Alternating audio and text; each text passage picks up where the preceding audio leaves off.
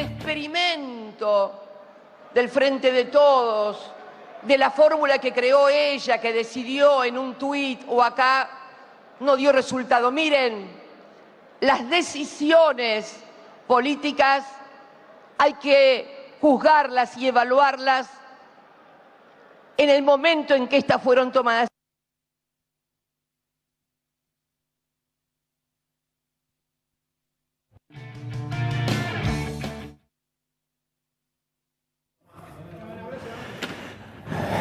Buenas noches, ¿cómo les va? Esto es Caníbales, el programa que ustedes siguen tanto y quieren tanto, que siempre conduce nuestro querido Julián Guarino, que hoy no está, pero que vamos a estar aquí compartiendo estas 2 horas con debates, con ideas, que claro, surgieron a partir de las noticias de esta semana, sí, pero por sobre todo a partir de lo que sucedió en la UOM.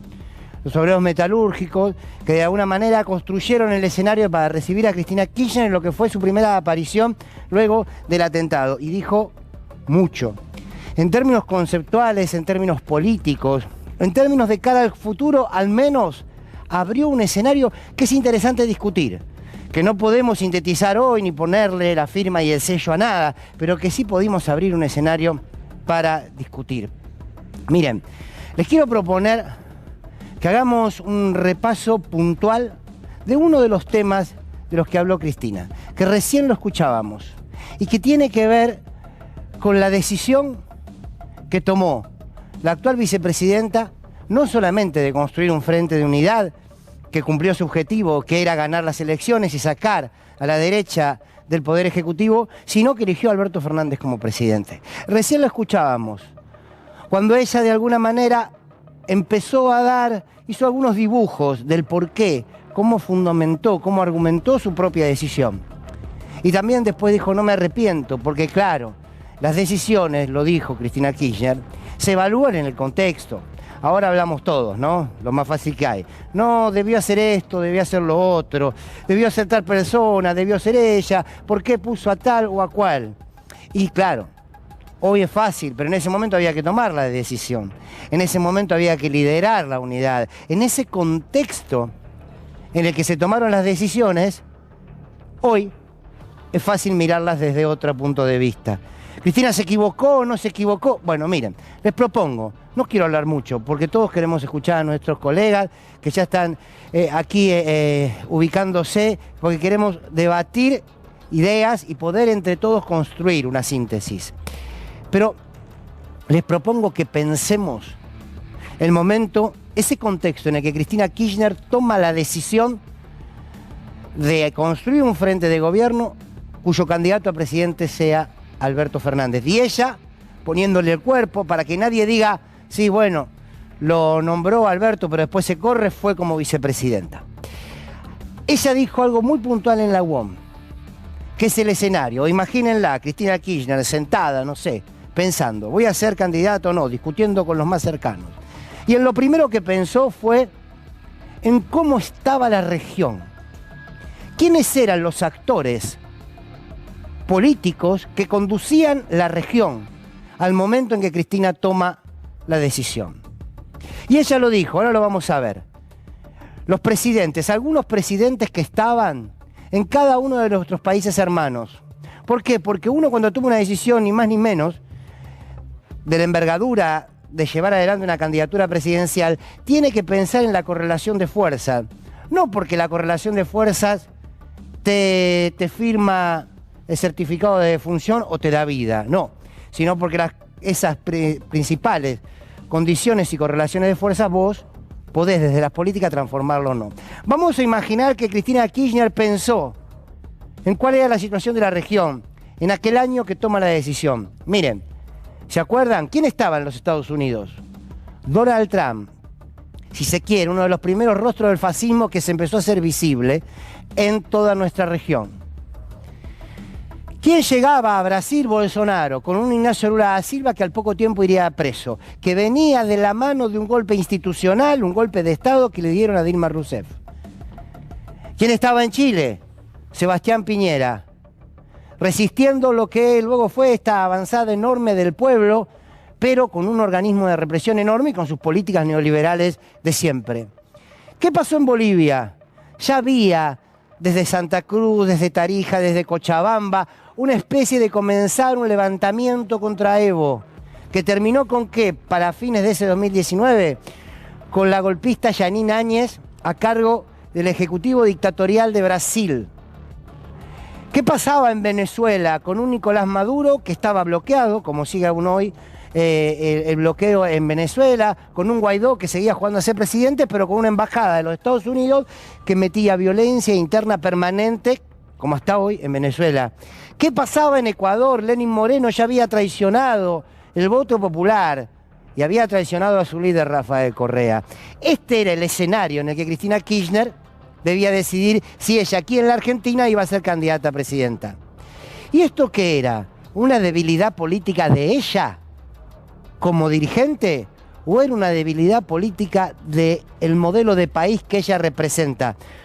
Porque cuando nosotros reivindicamos el kirchnerismo, en las políticas económicas que tomó en esos 12 años, tenemos que decir que Néstor Kirchner tuvo un Lula, que Néstor Kirchner tuvo un Chávez, que más tarde tuvo un Rafael Correa, que luego tuvo un Evo Morales, que luego un Tabaré, que un Frutos en Paraguay. Había una región que acompañó, no estaba en soledad. Y Cristina algo de esto dijo en la UOM.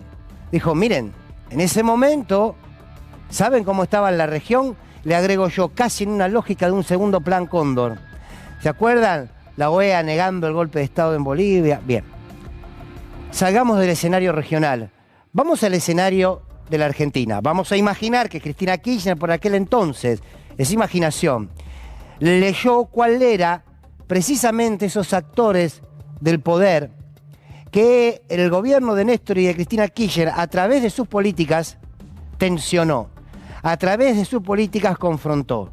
Esos sectores de poder, por ejemplo, Clarín, que se lo confrontó con la ley de medios, la sociedad rural, que se le pidieron las retenciones y se perdió esa batalla, y los fondos buitres. Simplemente por mostrar tres, estos tres espacios del poder real en el 2019 eran mucho más fuertes que en el 2015, cuando Cristina Kirchner se fue. Clarín había puesto un presidente, la sociedad rural hacía básicamente lo que quería con Mauricio Macri, llegaron a tener a su presidente como ministro de Agricultura y a los fondos buitres se les había pagado. En tanto que la construcción política y esa correlación de fuerza dentro del país también le eran adversas. A Cristina Kirchner no, a lo que Cristina Kirchner representaba y representa. Salimos de lo regional, nos fuimos a la Argentina, vamos adentro del movimiento. Adentro del movimiento nacional y popular, también lo dijo Cristina Kirchner en la UOM. Perdonen, vieron, porque algunos se ofenden, porque con esto de que no hay que debilitar al gobierno, porque si no viene la derecha, bueno, algunos ven una cara y dice más derecha que esto, pero digo, ¿para quiénes jugaban estos actores? Desde que asumió Mauricio Macri, los dirigentes del movimiento Evita, que caminaban con Carolina Stanley, Florencio Randazzo, que armaron un frente político, que era el espacio a cumplir, para enfrentar a Cristina Kirchner y ganarla en el 2017. ¿Con quién brindaba la conducción de la CGT? Con Champagne. En esas épocas, ¿brindaba con algún sector del peronismo o no brindaba con Macri?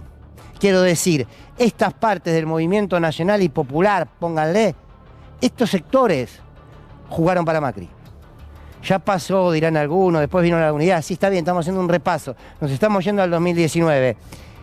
Por tanto, ¿cuál era el apoyo del movimiento nacional y popular hacia Cristina Kirchner como candidata? Me pregunto, me lo preguntaba en aquel entonces y me lo pregunto hoy. Me encantaría preguntarles, ojalá algún día se pueda, a algunos de estos dirigentes, también a los dirigentes de la CGT, Acuña, Daer, si prefieren a Larreta presidente o a Cristina presidenta. Es una duda que tengo, disculpen la ignorancia, pero es una linda pregunta. Estos sectores, en el 2019, no estaban acompañando al movimiento nacional y popular. Le pese a quien le pese, le duela a quien le duela. Entonces, del escenario regional al escenario de la Argentina, al escenario del movimiento. Y vamos al último al personal. No nos olvidemos que Florencia Kirchner estaba siendo víctima, fue víctima de uno de los ataques más bestiales que se podía hacer contra una mujer, mediáticamente, judicialmente, inventándole causas hasta el punto de que le golpeó fuertemente en su salud. En esos años, uno cree que Cristina Kirchner debía elegir también, porque vieron, es una mujer, es un ser humano, ¿no? Es madre, es abuela. Debía elegir entre ser madre o ser dirigente en ese contexto. No se deja nunca de ser dirigente, pero tampoco se deja de ser madre. Y uno cree que si como madre, como padre, no puedes detenerte ante el dolor de tus hijos, no puedes defender a ningún pueblo, ¿eh? Desde el discurso sí, pero no defender ningún pueblo. Quiero decir, en estas 4 instancias había una enorme debilidad para el modelo que Cristina Kirchner defendía. Había que construir un espacio político conducido o que tenga como referente político para ser candidato a alguien que construya transversalidad, a alguien al cual se le podían abrir las puertas que a Cristina Kirchner, por esto que acabo de contar, no se le iban a abrir. ¿Qué es lo que hizo el presidente con cada puerta que se le abrió? Después lo discutimos, pero se le abrieron. Entonces tiene razón la vicepresidenta. Las decisiones se evalúan en el contexto en que se tomaron. Por eso luego agrega, no me arrepiento. Y no, claro, ahora, con el diario del lunes, del martes, del miércoles, del jueves, somos todos grandes pensadores y grandes filósofos. Pero la realidad tiene que ver, al menos desde mi punto de vista, con esto que les acabo de contar. Si me permiten, quiero cerrar con un plus. A ver si Juan García, querido productor de este programa, me lo muestra. Un plus. Habló Máximo Kirchner, saben. Fue duro Máximo Kirchner. Fue duro con el presidente. Lo vamos a estar discutiendo con todo el panel. Les dijo de alguna manera, pensemos en lo colectivo, no pensemos en las aventuras individuales. Y el presidente le contestó. ¿Qué le contestó? Alberto Fernández, dice Infobae, Alberto Fernández replicó las críticas de Máximo Kirchner. Cuando un compañero critica a otro compañero, deja de ser peronista. Lo repito, por si. Cuando un compañero critica a otro compañero, deja de ser peronista. Presidente, un poco de memoria. Un poco de memoria con la historia propia. Primero, que siempre es buena la discusión. Primero, que siempre es bueno el debate. Y hay que tener la humildad. Miren, si arrancásemos ahora a hacer un repaso de lo que, presidente, usted dijo de tanto de los que hoy forman parte de su gobierno, empezando por Cristina Kirchner, estaríamos en continuado 24 horas. Un poco de memoria, sobre todo con la historia propia. Pero hay que pensar de aquí en adelante, consolidar los espacios de unidad, pero con memoria, con coherencia. Vamos a escuchar aquí a los titulares de este equipo de caníbales que conduce Julián Guarino, con este informe de lo que pasó, entre otras cosas, en la UOM.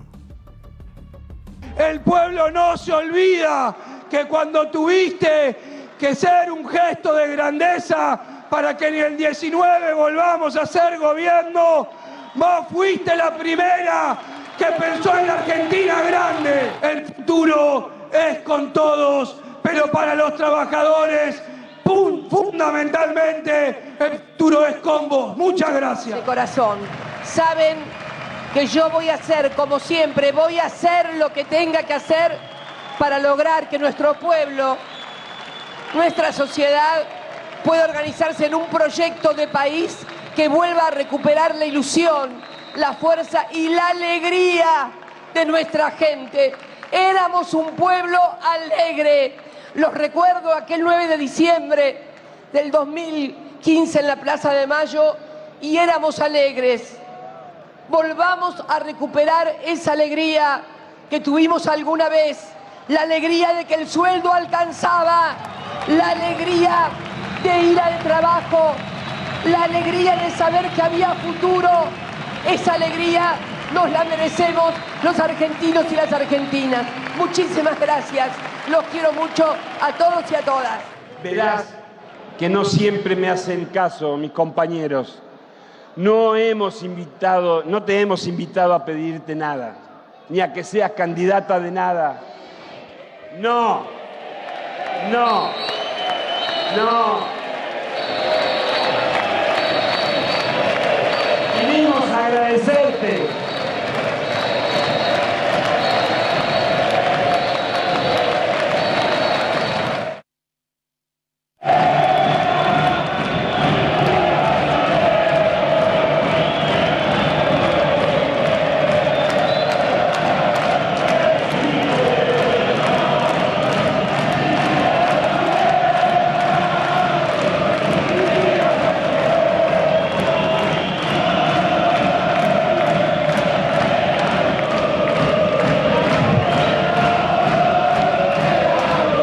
Acá ya están todos opinando, no se pueden contener. Por supuesto, está aquí la querida Liliana Gendel, Natalia Salvo, Pedro Peretti, el doctor Ubeira, Gallego. Hola. ¿Qué dice? ¿Cómo anda? Bien, no tiene nada que hacer, ¿no? Está con mucho tiempo últimamente. La verdad que sí. Aparte siempre me hago un poco de lugar para venir acá porque me rejuvenecen. Sí.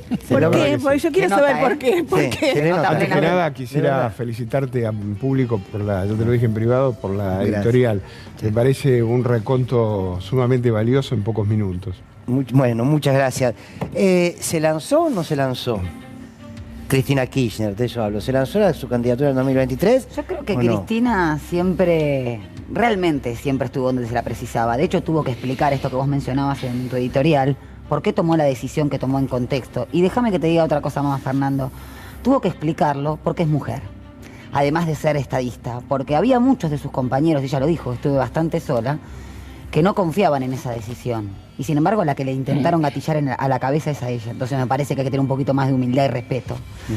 Yo creo que si efectivamente así el clamor popular sigue pidiendo con Cristina, Cristina va a ser candidata a presidenta sin lugar a dudas. Esa es mi opinión. Sí, mi opinión también. Hola, Fer. Hola, Lili. Y un beso a Julián. La verdad es que lo que comentábamos con algunas compañeras de militancia, sobre todo las mayoras, es la profunda convicción de que ella efectivamente va a estar allí donde se la necesite. ¿Alguien duda que la necesitamos? No. ¿Alguien duda que en el 23 la necesitamos a ella? Absolutamente no. Pero hay un momento en el que como mujer siento que le pedimos demasiado. Un poco por lo que vos decías. Es distinto en otros aspectos, ¿sí? Siempre es así. Siempre ¿no? es así, pero me parece que es mucho, ¿no? Dos veces presidenta, vicepresidenta, sí, senadora, y toda esta situación que Fernando también describía en el raconto, ¿no? La viudez, la muerte de Néstor, la enfermedad de Florencia. Me parece que se le pide mucho, pero también creo que es la única, que no hay ninguna otra que tenga el liderazgo, la referencia, la estrategia política, la experiencia como para llevar adelante una conducción que inevitablemente el 23 nos va a tener que enfrentar con una situación que efectivamente es democracia o cualquiera de las otras cosas. Pero... Bueno, yo estaba pensando, más que una reflexión, una pregunta, digo... Y a lo mejor Ubeira es el más indicado, ¿no? Digo, ¿no será momento de plantear que haya una comisión bicameral de investigación del atentado a la democracia, a Cristina? Porque fue realmente un intento de golpe de Estado. Y me viene a la memoria lo que pasó en septiembre del 72, cuando lo secuestraron a Brandaza, a Tacuarita Brandaza. El primer desaparecido de la República Argentina. Que dicho sea de paso fue peronista. Para todos estos que están reescribiendo la historia, no sé si leyeron a Fernández Díaz hoy. Anterior fue Felipe Vallés. Claro, bueno, no, pero este fue desaparecido. Lo secuestra la policía, le pega una patada al baúl del auto en Córdoba y Corrientes, Rosario, y dice: soy Brandaza, el hombre oriundo de Alberti, donde vamos a estar dando una charla en los próximos días, presentando nuestro libro. Y es el primer desaparecido que tiene la República Argentina. ¿Qué hace Perón, mejor dicho, Silvestre Beni Cuello, cuando ganan las elecciones? Hacen una comisión bicameral de investigación del crimen y de las torturas en la República Argentina, que se conoció con el nombre de Comisión Brandaza, que la encabezó un diputado que hizo una gran labor, que es el Chancho Lucero, oriundo de Villa Mugueta, también del interior profundo de la Argentina, que hoy vive en Suecia. Digo, ¿no será tiempo? ¿No ayudará a eso? Seguramente que va a ayudar, porque creo que no podemos encarar el proceso electoral de la Argentina con la sospecha que despertó la presidenta diciendo: acá hay empresarios que han financiado para que me maten. Esto no puede quedar así, ¿no? Doctor. Lo que pasa es que desde el punto de vista estratégico, si creamos una comisión, le dejamos de poner presión a la justicia. Claro, claro. Y acá hay un debate enorme que es el que la doctora Cristina Fernández planteó el otro día en el acto, ¿no? O sea, me quieren como imputada, pero no me quieren como víctima. Entonces me parece que crear una comisión parlamentaria sacaría de foco la presión donde tiene que estar colocado frente a una sala de jueces que tienen un comportamiento fascista. Entonces, si hay una sala que particularmente decide liberar a determinadas personas que un ratito después ya estaban colgadas en un balcón después del atentado, haciendo y diciendo las cosas que se acaban de ver en el programa anterior, claramente, no, yo creo que el debate y el combate se tiene que dar en Comodoro Pi. Aparte de esto, es una actividad que no tiene nada que ver con, por ejemplo, el espionaje, donde hay una actividad por parte, digamos, de la mala utilización de los recursos del Estado para determinado tipo de propósitos que no tienen nada que ver con la ley, donde la justicia cumple un rol subordinado. No, acá hay una decisión concreta de la justicia que, con respecto a las causas en las que se le imputa a Cristina Fernández de Kirchner, hay equipos de fiscales. Y en el caso concreto de la causa en la cual se le investiga como víctima, la jueza Capuchetti hasta el día de hoy no logró, y ella, se me está viendo por televisión, recordará mis palabras mágicas. Le dijo, usted está esperando que le mande recurso de la Corte, va a venir como el general Alaiz en defensa de la democracia, tarde o nunca.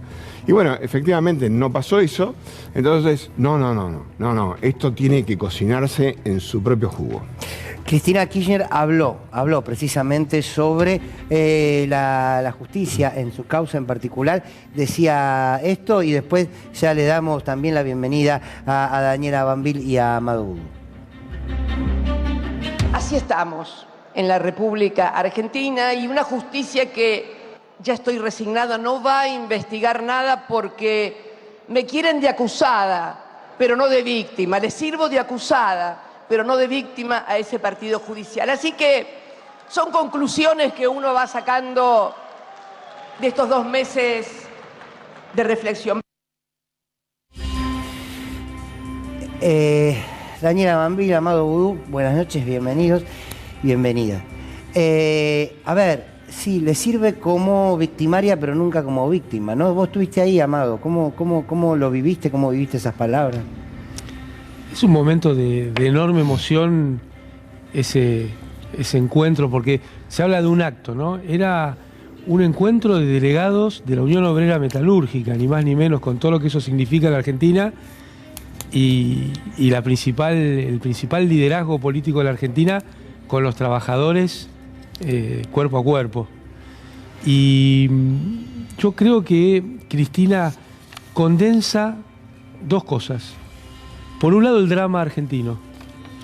Condensa el drama argentino y ella lo expuso con mucha fortaleza y con mucha precisión cuando habló de la diferencia entre productividad y salarios. O sea, el esfuerzo de los argentinos y las argentinas, ¿quién se lo lleva?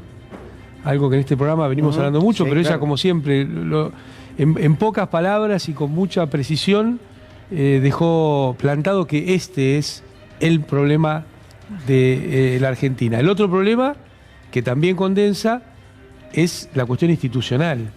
¿Qué está haciendo aquellos que administran leyes, que algunos llaman justicia? ¿Qué están haciendo con la vida de las argentinas y argentinos? Y cuando ella dice, me quieren como víctima, como victimario, como victimario y no como víctima, yo creo que eso se podría traducir, ¿no?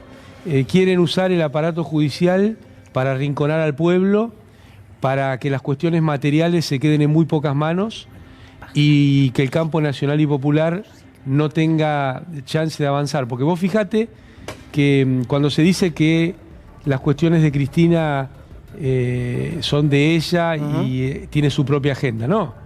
Porque la agenda de la justicia tiene que ver con no haber dicho nada del endeudamiento del Fondo Monetario Internacional. Tiene que ver con no haber dicho nada de los aumentos de tarifas alocados en tiempos de Macri. Tiene que ver con no haber dicho nada de la tasa de interés o de las ganancias de las empresas. Y todo esto, que está condensado en la figura de Cristina Fernández de Kirchner, en su cuerpo, porque también condensa la cuestión de esa violencia irracional, que me encantó lo que dijo. Terminemos con este tema del odio. Nosotros lo veníamos diciendo mucho en este programa. Ella dice, son militantes pagos del odio. Sí. Son los verdaderos... La indignación rentada. Los verdaderos militantes Claro. rentados. Hay un libreto, se pone un dinero y se lanza a la calle una jauría. Y pasaron todos los límites. Ellos y los que le pagan. Hay un libreto que Ellos- además venía anunciándose desde hacía tiempo, ¿no? Esto no fue una explosión repentina, fue la frutilla de una torta que venían cocinando desde hacía mucho tiempo, Sí. ¿no? Bueno, por eso, pero quiero hacer énfasis en esto, ellos y los que le pagan. Porque cuando se decía Macri no es la dictadura, yo disiento. Es otro formato civil. de la miseria programada que decía Rodolfo Walsh. Porque vos fijate que en definitiva aparece alguien financiando este tipo de actividades. Como aparecieron empresas quedándose con todo en tiempos de la dictadura genocida cívico-militar. Daniela, a ver, pensaba en esto que decía Cristina Kirchner, que le sirve como víctima. También podríamos decir, le sirve como el enemigo interno, ¿no? Permanente. Es el enemigo que construyó el poder y ahí está. Sí, yo creo que ella se refería concretamente a... hay una agenda judicial en Comodoro Pi que la va a tener como protagonista todo noviembre y diciembre y que la necesitan como acusada porque, a ver, nadie puede soslayar el liderazgo indiscutido de Cristina, que hay que defender mucho más en este contexto que supone el cambio con Lula como presidente de Brasil, el cambio regional. Hay que defender ese liderazgo a como dé lugar. Ella es para el poder real el enemigo, es la última barrera de contención, Cristina. Yo coincido con lo que dice Amado, ese tiro que por suerte no salió y todo el clima de violencia que vinieron generando desde muchísimo antes, porque no fue el tiro solo y un hecho absolutamente aislado. Cercanamente nos podemos remontar 2 años atrás a las bolsas mortuorias en Plaza de Mayo, pero podemos irnos al último tiempo del gobierno de Cristina, cuando a través de la fake news intentan ponerla como la autora intelectual de un suicidio adentro de un baño que la prensa vendió como un asesinato. Ahí comenzó fuertemente la deshumanización de Cristina, ponerla como la gran enemiga. Gracias a ese gran montaje de lo que fue el suicidio de Nisman, mucho tiene que ver con haber perdido las elecciones en 2015. Hoy creo que sería un error imperdonable de la militancia, de la dirigencia, no defender a ultranza el liderazgo de Cristina. Cristina se preguntó en la UON, ¿qué hubiese pasado si esa bala salía? La recordamos. 2 meses y 3 días, lo que no podía sacarme de la cabeza, ni aún hoy, es qué hubiera pasado si hubiera gatillado esa imagen para mis hijos y mis nietos, ¿no? Yo pienso, bueno, como todos, cuando nos pasa algo, lo que primero pensamos es en nuestros hijos, en los seres queridos, ¿no? Pero la verdad que después de eso que pasó y de estos meses de reflexión y de información también, creo que algunas cosas positivas de un hecho tan horrible, tan espantoso, podemos obtener. Bueno, para mí fue muy duro este momento, porque es cierto, porque ahí trasladarlo a la familia también. Yo creo que era una imagen que partía la historia argentina, ¿eh? La deshumanización no solamente tiene que ver con esto que surge de las terminales judiciales, mediáticas, etcétera. La constitución de Cristina como la artífice del mal de nuestro país, sino también la deshumanización respecto de su vida personal, de ella en su carácter de mamá, como decías vos. Eso es central. Y hablaban recién del Poder Judicial. Yo creo que es una gran deuda también. Vos hablabas también del presidente y lo que hablaba y lo que decía, que sostenía que era peronismo o no peronismo. La agenda judicial quedó infravalorada y las consecuencias son estas también.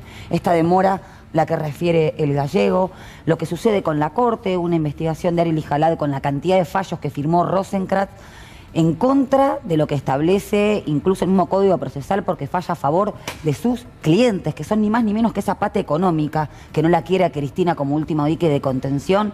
¿Para qué? Para la materialidad de la que tanto hablamos en este programa. Creció la productividad, creció la economía y el salario sigue descendiendo. Entonces, yo creo que acá lo central es que peronista no es el que no discute, peronista es el que protege el salario y el que elige los intereses, o la productividad, o las obras sociales, o el aumento del 113%, o un dólar especial, o reparar el poder adquisitivo del salario y tener ministros que dicen que es injusto un 113%, y etcétera. Eso es ser peronista. Firmo. La cuestión de la materialidad. Y Cristina, le guste a quien le guste, fue y es y sigue siendo la encarnación, lamentablemente, porque como decías vos, Lili, ¿qué más le vamos a pedir a esta mujer? La encarnación de la protección de esos intereses, ¿no? Muchas veces se ha escuchado por la calle decir a Cristina la vamos a acompañar a muerte y a los demás hasta donde nos diga Cristina. Firmo. Yo, completando un poco la brillante exposición de la doctora, yo creo que no es solo a Cristina que se la quiere demonizar, sino a toda la cámpora. A mí me ha llegado, por ejemplo, denuncia de Daniel Rabetín, un dirigente de la Cámpora de Varadero, amenazado en plena vía pública por ser de la Cámpora y funcionario del Ministerio de del Ministerio de Gobierno de la Provincia de Buenos Aires. Creo que acá se ha normalizado que si sos de la Cámpora y sos kirchnerista te pueden hacer cualquier cosa. No hay ningún límite para eso. Es como dice Rinconet, pero ¿cómo lo van a dejar preso? Dice, si no dijeron que eran kirchneristas. Si hubieran sido kirchneristas, lo diga preso. Tomemos algo que dijo Cristina también, ya me perdí cuando fue ayer, que es, más allá de los nombres, son las políticas. Son las políticas, no son y lo que está en los nombres. discusión son las políticas. En este caso, las políticas las sintetiza un nombre, que es Cristina. Pero la discusión es por las políticas. Sí, absolutamente son las políticas públicas, ella lo dice muy claro. Y no sé, no estaría tan segura que sea una organización u otra organización. Yo coincido con Natalia, es el peronismo históricamente quien dio estas peleas, es Cristina quien encarna al peronismo como ningún otro dirigente hoy. Y lamentablemente, porque sería bueno que tuviésemos muchos dirigentes, que tuviésemos muchos compañeros en condiciones de... Y yo comparto, ¿qué más le podemos pedir a ella cuando ella habla de su situación y lo que pensó cuando le gatillaron en la cabeza? Eso fue muy conmovedor, porque nosotros mismos la tenemos como un ídolo, y es una mujer de carne y hueso, ¿qué más se le puede pedir? Ahora, Pero es muy preocupante que esa imagen que ella retoma y que todas y todos tenemos no haya sido tomada por la sociedad en su conjunto. A mí me preocupa mucho eso. Por los bienpensantes, los republicanos, los democráticos, las democráticas, que no estoy hablando del grupo que inventa esta cosa un poco loca de que en realidad fue una ficción, de que en realidad no sé qué. No, estoy hablando de la sociedad en su conjunto. Es realmente muy preocupante. Y también es muy preocupante, Fernando, lo que vos señalabas en relación a esta cuestión de que quien discute o quien critica a un peronista, entonces no es peronista. Porque esto cierra todos los debates. Exacto, claro. Y la verdad es que si yo no puedo hablar y decir que algo, con algo no estoy... Además, una dice el peronismo. La verdad es que dentro de el peronismo conviven una enorme cantidad de sutiles diferencias. Y no tan sutiles. Exactamente, y no tan sutiles. Entonces no es un monobloque homogéneo. ¿Cómo no vamos a discutir? Retomando esto que decía Lili, ¿no? Porque la tarea de la unidad es imprescindible, pero sin obturar el debate, porque si no se pierde sentido y rumbo. Y las críticas, si uno mirara para atrás quién criticó a quién y en qué momento quién criticó a quién, me parece que sería un conjunto vacío el peronismo, ¿no? El diagrama pero eso que decía, pero me parece que sintetizando esto que traía Pedro y que Lili señalaba, creo que hay una cuestión muy embromada de este frente que empieza con el vamos a volver mejores. Porque ahí se obtura el debate. Ese es el intento de obturar el debate y de cancelar desde adentro quizá el sector más dinámico del propio frente. Esto que decía Pedro de la Cámpora, o de muchos intendentes, o de mucha dirigencia que está vinculada a no claudicar en el discurso. Porque cuando vos mismo claudicás tu discurso buscando hablarle a un sujeto político que tal vez no exista, que es ese centrismo que se quiere dibujar. No existe. Pero déjame, tal vez no exista. Podés terminar no hablándole a nadie. Claro. Dicen, no hay que hablarle a los propios. ¿Y a quién hay que hablarle? Claro. ¿Y por qué no hablamos como los propios? jueces, ¿no? Que hablan a través de sus sentencias? Hablemos de políticas públicas. Por eso yo estoy de acuerdo, como decía Cristina. Hablamos de política o no votamos nombres, basta de hablar con odio, violencia, hablemos de números. Está de acuerdo con la objetividad. Ahora, hay políticas que tienen nombre y apellido. Las universidades, por ejemplo. Porque después va a pasar como en el 2015, yo como docente universitario de una universidad del conurbano lo vi. No, pero este es nuestro derecho. Y yo lo decía el otro día en una charla. El derecho no es una piedra filosofal de Harry Potter, que vos la sacás y es mágica. Es una relación de ¿Cómo fuerza. está la doctora hoy, Vino recargada. Cargadísima, sí. La doctora diputada. Pero es una correlación de fuerzas, porque después cuando sucedió que yo hablaba que había un candidato presidencial que estaba en contra específicamente de las universidades del conurbano, me dijeron no venimos a escuchar política. No, no es política. ¿Quién levantó? Estamos de acuerdo, la gratuidad universitaria también fue del peronismo, ¿no? Pero ¿quién levantó estas universidades?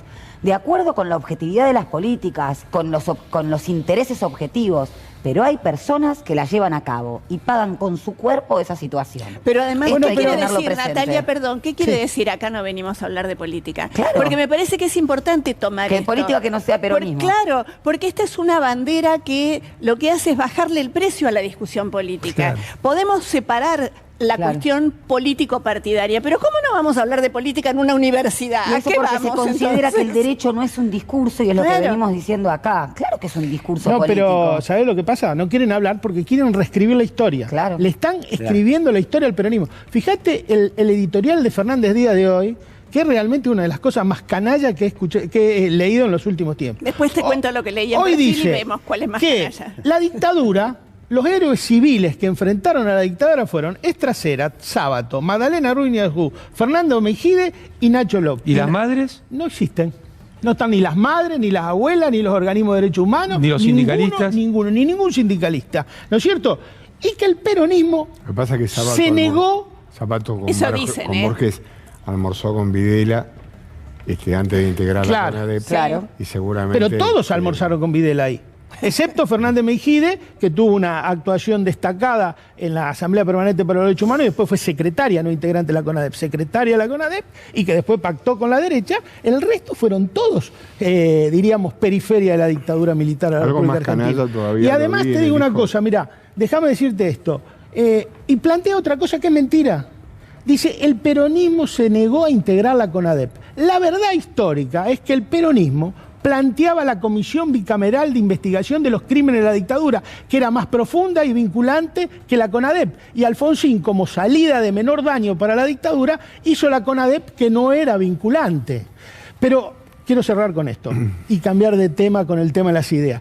Quiero reconocer el discurso de Furlan, que fue tapado por el discurso. Sí. Fue un discurso realmente que demuestra que hay una nueva dirigencia gremial, Por supuesto. que esa dirigencia gremial parió ese documento extraordinario que ha elogiado Amado Boudou también, del 17 de octubre en Plaza de Mayo, y que realmente uno demuestra qué diferencia había entre esa Plaza de Mayo planteando ese documento y estos dirigentes gremiales ahí, y la otra que se había reunido en Obra Sanitaria para pedir un cargo en la lista de diputados. Claro.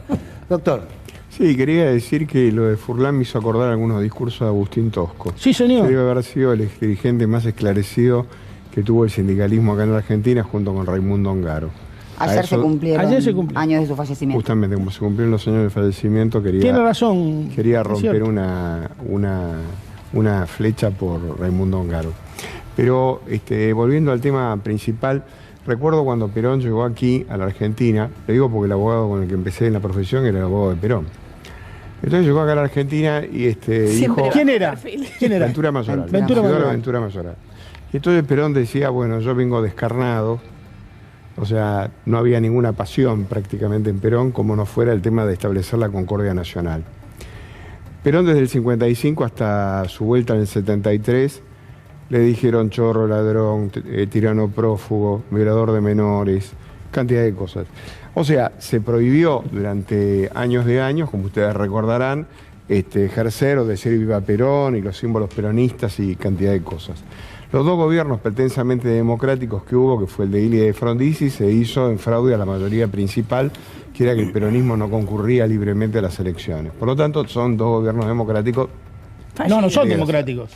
Cuando Perón dijo, no es que nosotros somos unos fenómenos, sino que todo tipo durante 18 años fueron una catástrofe, me hace recordar toda esta cuestión de Cristina.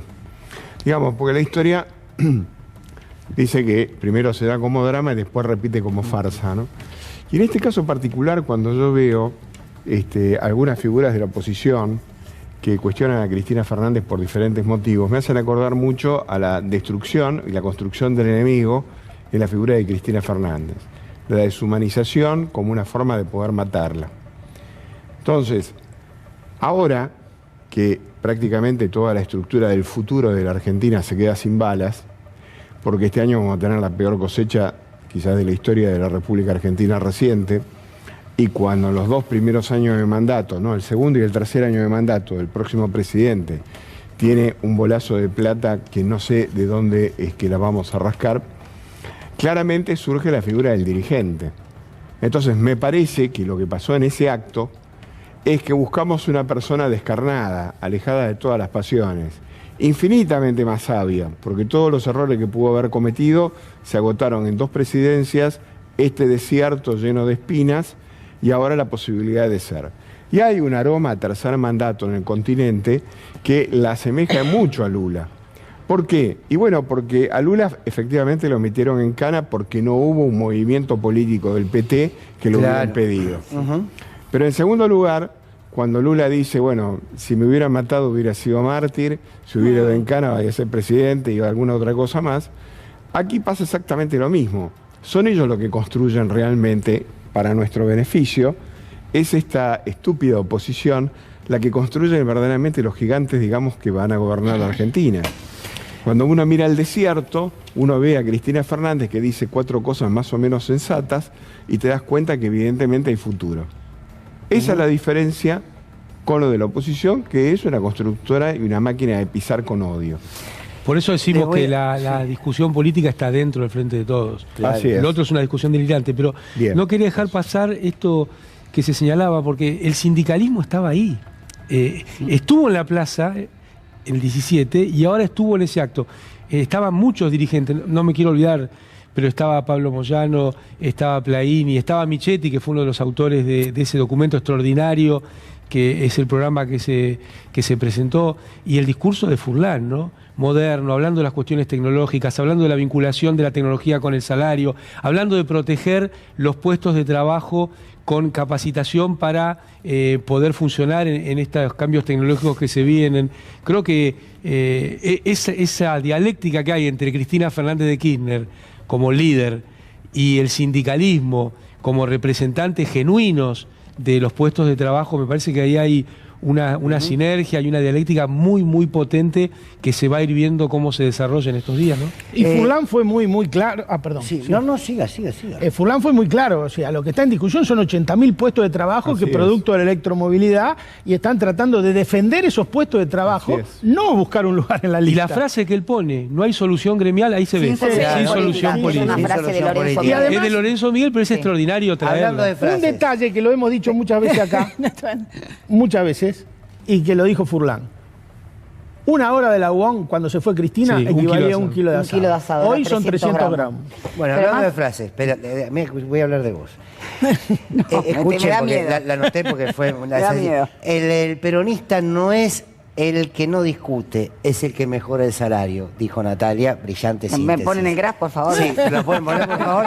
Mientras preparan el graf, vamos a escuchar a Máximo. ¿Qué habla un poco de esto? Que también estuvo en un acto en Provincia de Buenos Aires del PJ bonaerense que fue muy contundente, pero que de alguna manera habló de esto también, ¿no? De decir, bueno, ¿cuál es la lucha? ¿Quiénes son los que realmente están sufriendo? Máximo Kirchner, mientras ponemos el Zócalo con el textual de Natalia Salvo. Muy bueno. No puede volver a pasar. No puede pasar otra vez en un frente como el nuestro, amplio, que aquellos que se valen de construcciones colectivas, una vez que esa construcción colectiva lo lleva a un lugar tan importante, inicia una aventura personal. Para aventureros está el turismo, la política es responsabilidad. Para eso se va a esos lugares, compañeros y compañeras. No para poner cara de víctima y yo no fui. Bueno. ¿Quién quiere hacerse cargo de esto? No, definiciones muy potentes que me parece que hay que sacarlas un poco de cualquier detalle, porque es muy importante lo que señala Máximo, ¿no? La construcción colectiva no se hace en un día y no puede servirle a nadie, porque nadie se realiza en una sociedad que no se realice. Y me parece que como secretario general o presidente, no sé, de la Cámpora, que es una construcción que muchos se tomaron en solfa, ¿no? en otros momentos, y que se iba a acabar cuando se acaba el gobierno, y que en tiempos de Macri fue uno e importante de los focos de resistencia. Me parece que es mirar esto de acá para adelante lo que está planteando Máximo, porque lo hemos dicho muchas veces, en el frente, bueno, quienes tienen más responsabilidades quizá no son los sectores más dinámicos. Nosotros hemos tenido un ministro de Trabajo que dijo que el salario digno es el salario que podemos pagar, dijo. Y ahí tenés dos cosas. Primero, que el salario digno no es el que se puede pagar, sino el que dignifica al que lo recibe. Pero segundo, el ministro diciendo que podemos pagar se ponía del lado de la patronal. Y uno imagina que el ministro de Trabajo en un gobierno peronista se pone del lado de las trabajadoras y trabajadores. Me parece que Máximo además refuerza con esta exposición que hizo la construcción que viene. Lo que está, y discutir eternamente sobre lo que está no nos va a ayudar a mucho más.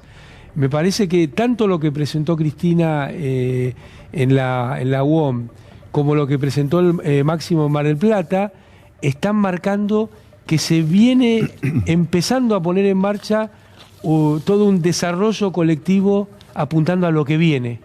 Y lo que viene son los tiempos, retomar los tiempos de felicidad. Y retomar los tiempos de felicidad tiene que ver con una mejora en la distribución del ingreso. Y no podemos soslayar que eso es para toda la Argentina, porque cuando Cristina Fernández de Kirchner, el 9 de diciembre de 2015, se encontró con el pueblo en la plaza y a través de los medios en esa presentación, no había ningún sector de la vida económico-social de Argentina que no estuviera significativamente mejor que cuando asumió Néstor Kirchner 12 años y medio antes. Entonces, no es una cuestión sectaria, no es una cuestión que mira con un solo ojo, es una cuestión que mira al conjunto de las argentinas y argentinos, la que puso en marcha Cristina en esta reunión de la UOM, la que puso en marcha Máximo en la reunión de Mar del Plata. Bueno, con lo que decías, la innovación tecnológica, esto es fundamental, ¿no? Y tiene que ver con la política. La innovación tecnológica puede irse por la canaleta de acrecentar las ganancias extraordinarias o irse justamente a recuperar el valor trabajo como dignificación. Y esto es lo que está pasando. Si vos intentás plantar un modelo económico de valorización financiera, destruís la industria y te llevas puesto ese tipo de laburo, ¿no? Esa innovación tecnológica tiene que ir para mejorar y de última para distribuir el trabajo existente, que es la discusión laboral hoy en día en el mundo. Y fíjense como tanto en el discurso de Cristina como de Máximo fue central el tema del trabajo. Cristina lo dijo, no hay mejor lugar para estar que al lado de los trabajadores y las trabajadoras. Al peronismo lo odian porque fue el que puso en la centralidad a los laburantes para discutir el modelo político y económico. Pero además, yo nos pregunto, ¿no? Colectivamente, ¿qué forma de poder acceder a los derechos tenemos en un modelo de consumo si no es a través de la remuneración? Por lo menos la mayoría de nosotros. Entonces los derechos otra vez no se gozan por generación espontánea. Y el peronismo es trabajo, remuneración y felicidad. Y esa felicidad en este modo de producción es a través del salario. No hay otra. Pero además porque vivimos en un sistema capitalista. Claro, esto ya Lili. no está en discusión. El muro, toda la historia, ya se terminó. Entonces, Nos hablaron de salario emocional. Claro, Lili. por eso, nos hablaron No, y te hablan de salarios sin incertidumbre. derechos. Pero No, además- El emprendedorismo. Pero además en este momento lo que se está dando, esto de este fenómeno de los trabajadores pobres, Cristina lo planteó con todas las letras el viernes en la UOM, el tema de la redistribución, que ella ya lo había planteado en diciembre del 21 en el Estadio Único de La Plata. No podemos asumir y naturalizar el fenómeno del trabajador pobre. Eso no es el peronismo. Y respecto a lo que pasó en Mar del Plata ayer, yo también coincido que no, lo que ya está. Creo que este liderazgo que tenemos que sostener, en algún momento se dijo con ella sola no alcanza. Yo creo que hay que ir hacia la construcción de mayorías. Y construir las mayorías es lo contrario a obturar el debate. Yo creo que hay que incorporar más, ampliar más la base, porque nosotros no podemos en el 2023 perder las elecciones. Pero para ampliar, hay algo- ampliar la base sin ceder discurso. No, de Porque ninguna ahí viene- manera, de ninguna manera ceder discurso. Dije no obturar el debate. Claro. De ninguna manera ceder discurso. Artemio López dice que uno Bien. de los errores que cometimos fue comprar ese eslogan acerca Claro. de que con ella no alcanzaba. Claro. ¿No, Artemio? En No, ese yo no- sentido. yo no hablo de eslogan, yo hablo del resultado de las elecciones. Esto fue algo que circuló mucho. Con ella sola no alcanza, Sí, aparte sin no sé dónde ella lo no sacaron. podemos. A ver, Y la me revista encantó- Villiquen y estaba me en eso. encantó, Sí, claro, claro. me encantó lo que decía Artemio, pero además quería decir, en estos días se realizó en Tecnópolis una actividad muy importante de ciudades para vivir bien. Impresionante la cantidad de gente. Me tocó estar en una de las aperturas donde estaba Fernando Espinosa, Axel Kicillof y Alberto Fernández. Y fue muy impactante escuchar tanto a Fernando como a Axel hablar concretamente de qué es lo que la gente necesita, Claro. qué es lo que estamos haciendo, cómo lo vamos a hacer. Axel decía, necesitamos articular, un poco hablando de esto de por qué quieren otra vez empezar a hablar de dividir la provincia de Buenos Aires. Esto es histórico, vienen las elecciones y empieza el run run de nuevo, porque es grande, porque qué sé yo, porque tanta gente... Porque es peronista. Porque es peronista, porque define las elecciones. La Entonces, matanza la dividimos en 5 la matanza la repartimos, es necesario, claro. También es interesante, perdonen el bocadillo y el corazoncito, cómo los medios en este último mes y medio tienen a la matanza todo el tiempo Sí. como el único lugar donde parece que suceden Pasa todo lo las peores cuestiones Se torna horroríficas. con Formosa la En matanza, Ciudad de es la Buenos matanza Aires, en Formosa. Ciudad de Buenos Aires nunca pasa nada. Hay que caminar a la tardecita noche en la ciudad de Buenos No, Aires. sí, claro. todo sucede en La Matanza y es interesante escuchar y entender el entre líneas, porque esta es una operación política impactante de los medios y hoy hay una nota muy interesante de Damián Loretti hablando acerca de la famosa De la ley de ley de servicios medios, de sí. comunicación audiovisual, de la cual tanto hablamos acá, y él dice, no podemos sostener aquella ley, pasaron muchos años, pero necesitamos una ley que contemple la realidad hoy. Basta de insultar a la gente desde las pantallas, mi mamá les cree. O sea, y mi mamá, digo mi mamá, porque vivo personalmente esta situación de que se aterra, porque supone que efectivamente solo pueden violarte, asesinarte, robarte. A Blaquier lo mataron en un lugar donde el título nunca dice que lo mataron en Pilar o que lo mataron en Zona Norte. ¿Qué hubiera pasado si lo hubieran matado en La Matanza? Imaginen el título. No me imagino a Blaquier ver, en la matanza. Con ella sola. No te creas. Si hay algo que llevarse. Con ella sola no alcanza. Yo tampoco creo que sea cierto, pero además quizás tengan que ver porque muchos de los que forman parte del campo nacional y popular se corren en los momentos que les toca acompañar. Aparecieron todos cuando se los eligió y ahora que quizás deban acompañar, empiezan a ver por qué otro camino se puede salir. Pero sin duda la discusión es el salario, porque la discusión es la política. Miren a Cristina Kirchner, escuchen a Cristina Kirchner en el 2015, hablando precisamente de los trabajadores, las trabajadoras y el salario. No venían por mí, que venían por los derechos de los trabajadores. Y recuerdo en ese 2015 el salario de los trabajadores en la República Argentina era el salario más alto en dólares. Lo recordaba recién Abel, el de los Meta, el de los metalúrgicos era $2.400 por mes. Este era el problema que tenían los trabajadores. Y les dije, alguien les dijo que no iban a pagar más el impuesto a las ganancias. ¿Saben por cuántos votos perdimos las elecciones del 2015? Por 670.000 votos. ¿Saben cuántos trabajadores pagaban ganancias en ese momento? 1.100.000 aproximadamente. Después, por supuesto, siguieron pagando ganancias y hoy estamos como estamos. Me quedé pensando en eso. Hay una frase de Keynes, de John Maynard Keynes, que dice que el mercado puede permanecer mucho más tiempo irracional que el que usted pueda permanecer solvente. Repetila, por favor, repetila. Sí, es la frase de Keynes, que siempre me pareció muy interesante, ¿no? Por esto el tema del salario que habla acá mi ilustrada colega, que hoy no tengo, he permanecido en silencio, porque lo único que puedo hacer es aprender. ¿El mercado puede ser? El mercado puede permanecer mucho más tiempo irracional que el que usted pueda permanecer solvente. Entonces, claro, cuando uno ve que no es mía la frase, es de John Maynard Keynes, que no era precisamente una Dalit de la izquierda revolucionaria, ¿no? Sino un tecnócrata, un gran técnico que entendió cuál era la realidad y cuál era la alternativa que podía llegar a ser construcción con impulso del Estado para resolver los problemas de las grandes mayorías. Entonces me parece que siguiendo la Keynes, por eso no invoco a Lenin ni ninguno de los muchachos nuestros, sino que traje a Keynes, muchachos, que alguna vez fueron entramos así. Muy bueno. Que alguna vez fueron nuestros. Alguno de los muchachos nuestros es antológico, es muy bueno. Está muy bien, yo muy bien. Me siento identificado. Le firmo, sí. Claro, y cuando Clinton decía la economía estúpida y cantidad de cosas, parece que acá el punto pasa por un elemento central, es el salario.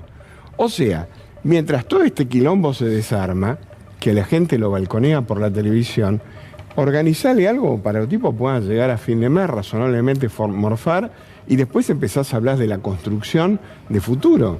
Pero la realidad es que, como acaba de decir mi compañera, hay ganancias inesperadas, ganancias maravillosas, y resulta que el derrame no viene y no baja. Y si baja vamos a estar todos muertos, como claro, cuando viene... Lo entendió Bolsonaro.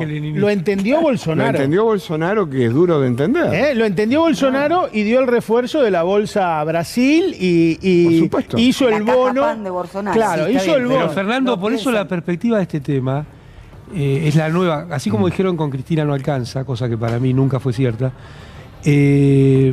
La otra es el mundo del trabajo como lo conocemos se acabó. Claro. El trabajo se acabó.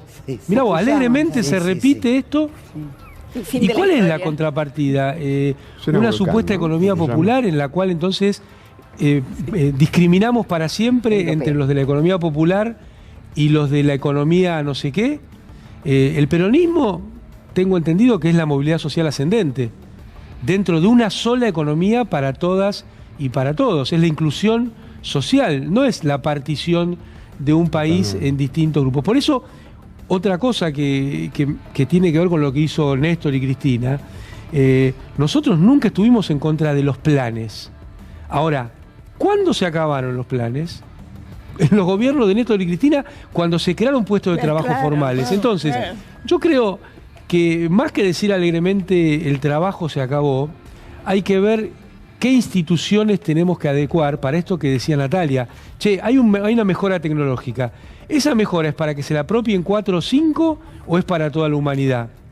Entonces, la forma de que esa mejora tecnológica tenga impacto en la vida de todas y todos es reducir la jornada laboral, es aumentar los derechos de trabajadoras y trabajadores, es cumplir el artículo 14 bis yendo a un punto que es la distribución de ganancias entre trabajadores y trabajadores, porque vos fíjate que para gerentes ya hay distribución de las ganancias, ¿no? Por los mecanismos de pago en bonos, en acciones, ya existe una participación de las gerencias, de los CEOs en las ganancias de la empresa. Bueno, ahora hay que avanzar un paso más y que sean trabajadoras y trabajadores los que pueden tener participación en las ganancias. Yo tengo una forma para que termine el trabajo, ¿no? Que no sé, ganemos toda la Podemos lotería. derogar la ley de contrato de trabajo y aplicamos la ley de sociedades. Entonces son partícipes de los riesgos y de los frutos también. Eso no lo van a aceptar. Entonces, el trabajo se va a terminar el día en que no esté más legitimado que alguien se apropie de tu propio laburo, de tu propia energía. Qué cerca está de mis posiciones. Mientras... Aparecieron los muchachos leninistas. ¿Viste? Vos dijiste, Es que nuestro saber esto está es bien. incontrastable, nos han Ahora, opuesto, Gallego. Cristina- Claro. No nos estamos opuestos. Cristina planteó dos cosas en el discurso muy importantes que tienen que ver con la generación de trabajo. Primero planteó que hay que discutir los 5 puntos del PBI que se llevan las empresas por distintas cuestiones, esos planeros VIP. El costo tributario. El costo. Y después planteó el tema del impuesto a las ganancias, que por distintos tipos de ilusiones y de subterfugio que tiene la cuestión impositiva, de los 35 puntos que tienen que pagar, terminan pagando 5, según dijo Cristina. Para eso convive con un discurso público de nos están ahogando con impuestos. Claro. Bueno, Entonces claro. hay que Con desarmar la esas mía, mentiras. ¿entendés? Y para Los eso hay que, planeros es con la mía, con la que mía. hace la Hay que atreverse a dar esas discusiones, porque muchas veces quienes tienen funciones políticas relevantes se adaptan y dicen, no, bueno, hay que bajar los impuestos. La primera pregunta es ¿a quién? Y la segunda pregunta es, ¿la masa tributaria no es insuficiente? Ahora, Habría que las preguntarle palabras a la que no primera quiere usar este ministra gobierno británica. es puja distributiva, ¿no? Porque está claro que la macroeconomía crece, como crecen los precios, y la realidad es que hoy en día el Estado es un enorme programa social. Quiero decir, que no está mal, es lo que decías recién vos, Amado, ¿no? Cuando vos tenés... el programa social es la clara evidencia que el Estado no está ejerciendo, no está dándote un derecho que te corresponde. Exacto. Entonces, ante la advertencia del Estado que hay un derecho del cual vos debés gozar y que no lo gozás porque no te lo Pero no otorgan... entendí por qué no te está dando ese derecho. No, vamos a ver. A ver. Si vos no tenés un trabajo con un salario digno o no tenés trabajo, ahí hay un derecho que está siendo violentado.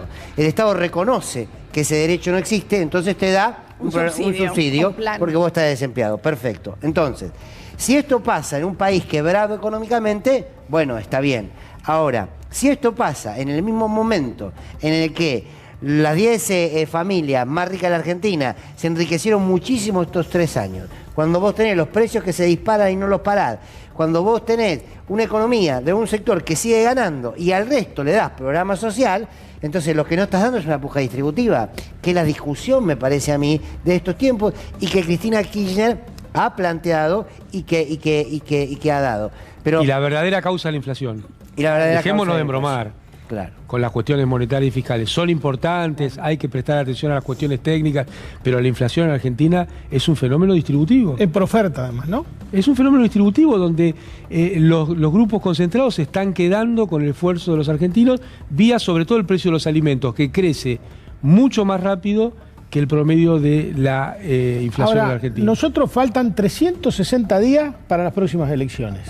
Acá el gobierno tiene que tomar 2 decisiones que desde mi punto de vista son claves.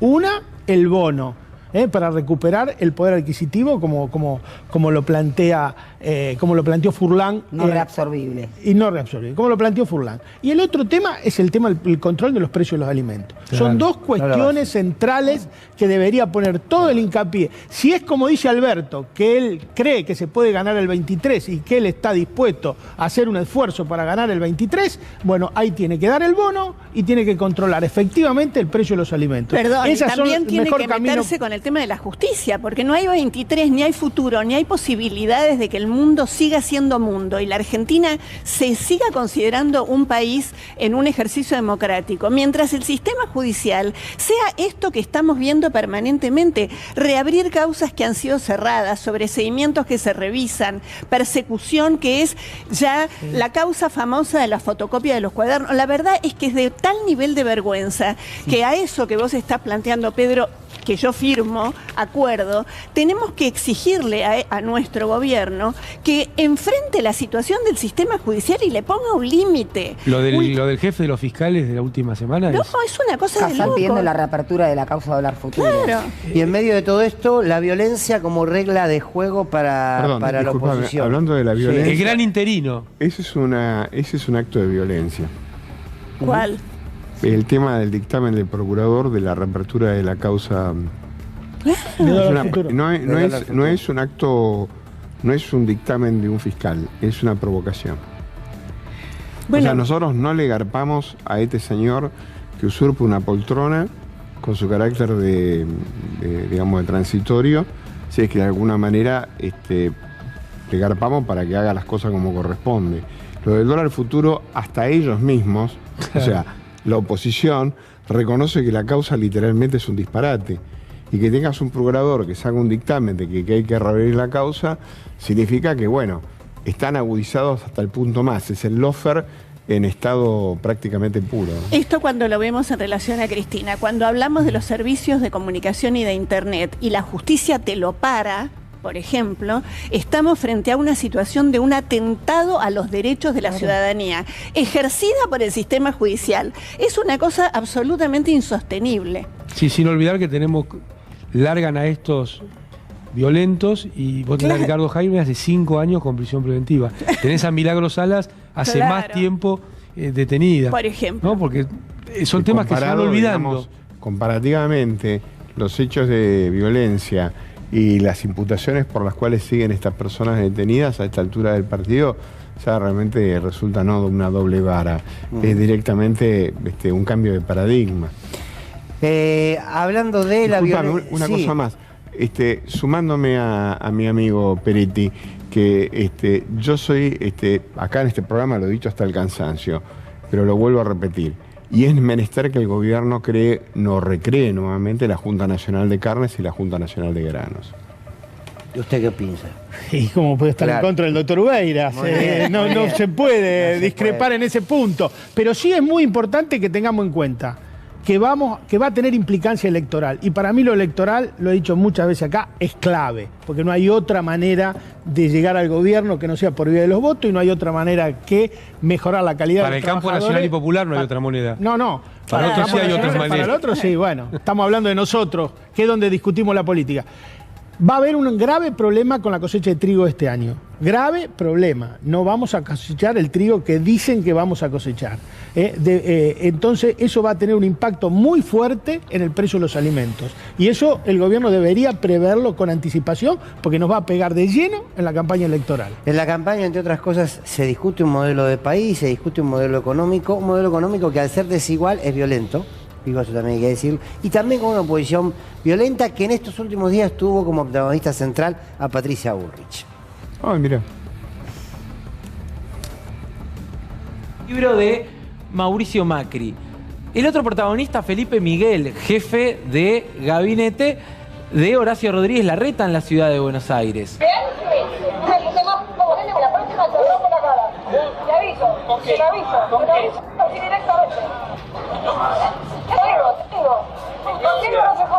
Patricia Bullrich y demás vive hablando del diálogo, el consenso, la república y demás. Bueno, ahí están los valores, ¿no? Todos aquellos que dicen existe la posibilidad de un diálogo cuando lo que recibís cada vez que querés un diálogo es una trompada. ¿Qué hace Cristina? Alienta a la tropa a esta violencia permanente, la violencia verbal. ¿Y Patricia? ¿Por qué dice que está mejor? Y Patricia porque la veo cada vez más sólida en su forma de plantear la idea de cambio que tiene. Santiago Fioriti en Clarín dice, o sea, el periodista le consulta en off a gente de Patricia Bullrich sobre el diálogo con el kirchnerismo. Y la verdad que lo que contesta yo nunca he visto, y además lo publicaron en Clarín. Mira lo que dice. Uno de los colaboradores de la exministra y aspirante presidencial que el viernes a la mañana tomaba café en un bar de la avenida Figueroa Alcorta por una mesa por la que desfilaban dirigentes opositores cada 15 minutos, transmitió el pensamiento de Bullrich sobre el diálogo. Primero les bajamos los dientes y recién cuando los veamos chorreando sangre nos sentamos a charlar. Lo que recibís cada vez que querés un diálogo es una trompada. Juntos por el Cambio, no hay ninguna duda, explotó y explotó con violencia. Tenga cuidado que la próxima, Patricia Bullrich, le va a romper la cara si habla algo distinto a lo que dice ella, ¿eh? Ojo. La verdad que sí, bastante chocante. La verdad es un disparate, Eduardo. Una amenaza, la violencia nunca es aceptable. Pero además, si es por opinar diferente, yo creo que se cruza un límite. Si yo debato con Horacio Rodríguez Larreta, Horacio Rodríguez Larreta, no es lógico que luego aparezcan segundas o terceras líneas como el chico este que ya no me acuerdo del nombre, se paseó por los canales diciendo que yo era funcionaria del kirchnerismo. Lo que sí me produjeron esas declaraciones fue cierta desilusión. Entonces por eso yo grito y le digo a Horacio, si vos vas a poner un operativo, bancalo. La verdad que creo que fueron declaraciones desafortunadas sobre las cuales hay que reflexionar y que no le hacen bien ni al espacio, son funcionales al kirchnerismo. Si hay un debate, que Larreta discuta conmigo, no que me mande soldaditos a hablar. A mí las anécdotas de si Felipe Miguel dijo esto, de si Patricia dijo lo otro, la verdad es que esto lo tendríamos que delegar a la parte de chismes de las tardes. Entiendo. ¿No? Más me parecen discusiones Lilita, entre distintos artistas o chicas de cabaret. Ahora estoy escuchando un montón de, bien Patricia, que basta con los tibios, con los moderados, o no, o miento. El kirchnerismo, yo te digo, está más violento que nunca. Los aprietes de Cristina, bien Patricia, que basta con los tibios, con los moderados, o no. Esta porquería se tiene que terminar. Esto es lo que no va más en la Argentina. Hay una Argentina pandillera que se está despidiendo. ¿Lo habrán despedido de La Nación Más? No. Que dice que los están despidiendo. Bueno, voy a acudir a Funes el Memorioso. Ay, qué Resulta que linda. cuando Patricia Bullrich era integrante de una célula de montoneros e intentó matar al presidente de Sudamtex en un atentado que le fue fallido, luego se reconvocó porque lo llamaron la célula urgentemente, era la época que militaba junto con Galimberti, para un segundo atentado que ahí sí efectivamente Montoneros tuvo acierto en el sentido de pegó al blanco, que era, si no me equivoco, el CEO de Borgward, que en ese momento era una empresa importante acá en la República Argentina. Luego, transido por el proceso, Patricia Bullrich Luro Pueyrredón se fue al exilio y luego volvió. Bueno, claramente desde esa construcción de izquierda ultramontana y guerrillera, llegamos a la misma construcción, pero ahora del otro lado de la derecha. O sea, digamos, todos estos grupos de odio, todas estas barbaries que estamos viendo, no es ni más ni menos que una terminal de lo que esta señora propone como discurso político. O sea que si hay un solo elemento que tiene coherencia, es que la violencia de Patricia Bullrich se ha permanecido literalmente inalterable. Y otra cosa permaneció. Tiempo. Lo que ha modificado es la vidriera. Otra cosa permaneció inalterable. Su condición de terrateniente en la República Argentina. Fue inalterable, ¿no? Mientras fue montonera y ahora que fue de derecha, siempre tuvo la estancia en Los Toldos. Estuve en Los Toldos, aprovecho para mandarle un saludo a todos los amigos de Los Toldos ahí. Pasé por la estancia de Luro Pueyrredón y ahí se da una contradicción tremenda en Los Toldos, ¿no? Está toda la historia encapsulada ahí. La estancia de Patricia Bullrich y de Fabiana Cantilo, una estancia muy, muy importante. Una congregación mapuche, un mapuche que fue producto del acuerdo de Mitre con el cacique Coliqueo, 17.000 hectáreas, que ya les llevan arrebatadas más de 13.000, que ya la han perdido, más de 13.000. Y el lugar donde nació Evita, que es donde se reconfiguró y revitalizó el campo nacional y popular. Toda la contradicción junto ahí y esa condición de terrateniente de Patricia Bullrich Luro Pueyrredón la expresa constantemente en este tipo de cosas. Es de patrón de estancia eso. Funes el Memorioso 2. Funes, claro. Cuando toma decisiones en políticas públicas, o le dan una medalla a alguien que le pega un tiro por la espalda a otra persona, o le bajan el 13% a los jubilados. Claro. Eso es Patricia Bullrich tomando decisiones de políticas públicas. Yo me pregunté mucho cómo se hace para ganarle. Yo no soy de los que creo que el amor vence al odio, no creo en eso. Pero sí creo que vale la pena intentarlo. Ahora, cuando escuché, vos Amado que estuviste ahí en el acto de la UOM, cuando escuché que Cristina propone permanentemente también un lenguaje, más allá del contenido político, y habló de felicidad, que es un valor político, habló de alegría, habló del amor por un proyecto, cuando pone esas palabras, y lo que generó la alegría muchísima gente, nos habrá pasado en las redes que decían, Cristina... El clima. El clima, ahí va. Tremendo cambio en la Ese aparición clima, de Cristina. Yo creo que ese clima, si se logra contagiar socialmente el clima de la UOM, esto que acabamos de ver se empieza a desvanecer de a poquito. No se va a olvidar porque son esto. No, claro. Yo creo que al revés se va a potenciar. Vos fíjate que... ¿Ah, sí? Lo de ellos, pero en el mundo, digamos, de la militancia, de las personas que quieren más igualdad en la vida, sean militantes o no, me parece que la aparición de Cristina saltó del derrotismo a decir, che, acá hay un camino, acá otra vez tenemos cómo organizar un futuro de una vida mejor para todas y todos. Lo habíamos dicho en algún programa anterior que se había logrado con el atentado terrorista contra la vida de la vicepresidenta de la Nación encapsular la política en el territorio de la oposición, que es esto, son los medios y este discurso. Por supuesto que la aparición de Cristina genera otro clima. Esto me recordaba a la época de la pandemia, en la que estábamos todos rigurosamente cumpliendo con las medidas sanitarias, y el planteo de la oposición era que ellos nos habían ganado la calle o que habían ganado la calle, y salían con estos discursos antidemocráticos y de odio. Parecía que era la única voz que sonaba.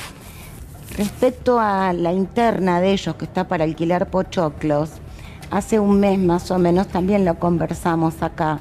Hay algo para tener en cuenta cuando lo vemos en Clarín, la interna de ellos tan descarnada, o en La Nación. Voy a insistir, Carrió no es un personaje menor, por más delirante e inimputable que nos parezca para el poder real. Yo creo, sinceramente, que ellos están buscando otra alternativa a Macri.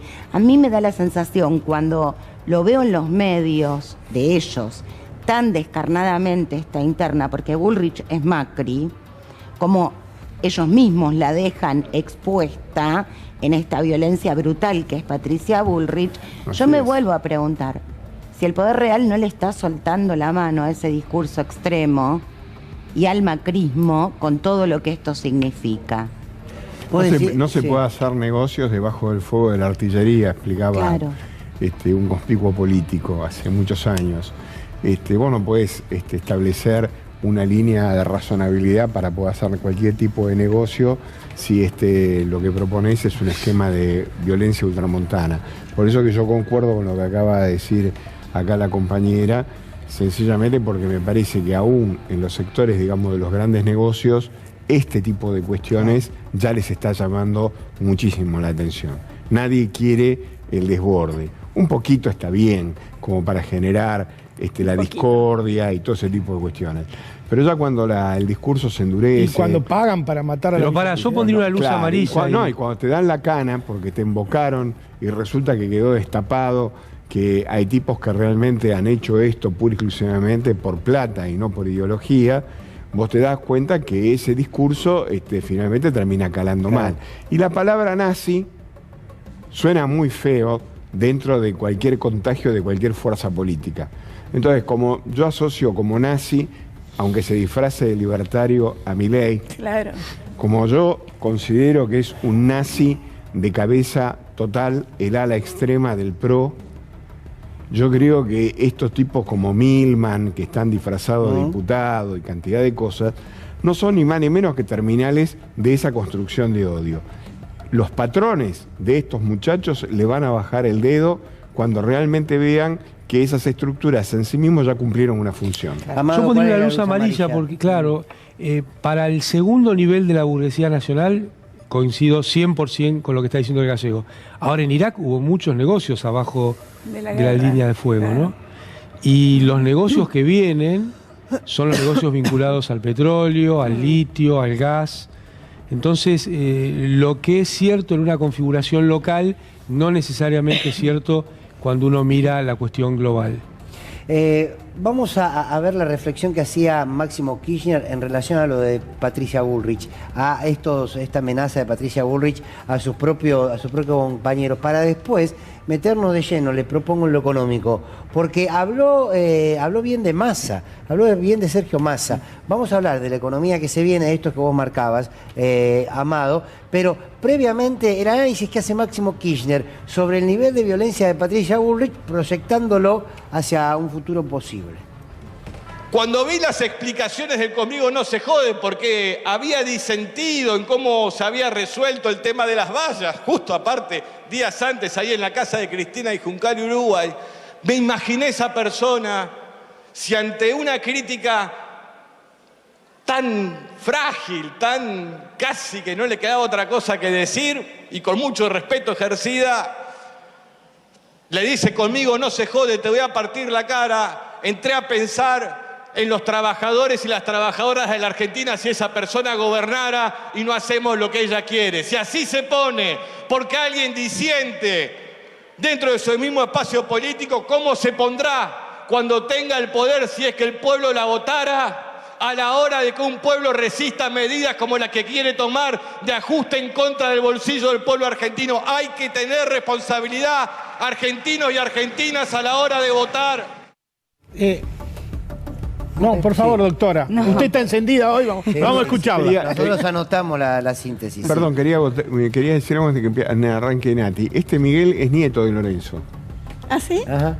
¿Nieto de Lorenzo Miguel? Claro, casualmente Patricia Bullrich se engancha con el pibe que es un soldadito, pero es el nieto de Lorenzo Miguel, un burócrata sindical, según Bullrich en su momento.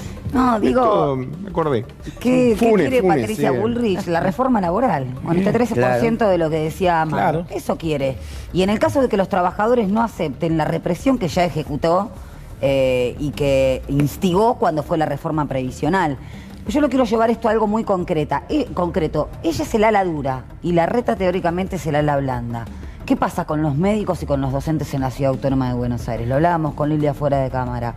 ¿Qué pasa con la educación y la salud? Las personas durmiendo en la calle. Las personas, tenés los médicos que tanto los vivaron, lo aplaudieron durante las pandemias, que tuvieron que ir a hacer una batucada para que los escuchen, están cobrando menos de 200.000 pesos por mes. Yo soy abogada laboralista, nunca voy a estar en contra del salario. Ahora, ¿cuánto cobra un juez de la Corte Suprema?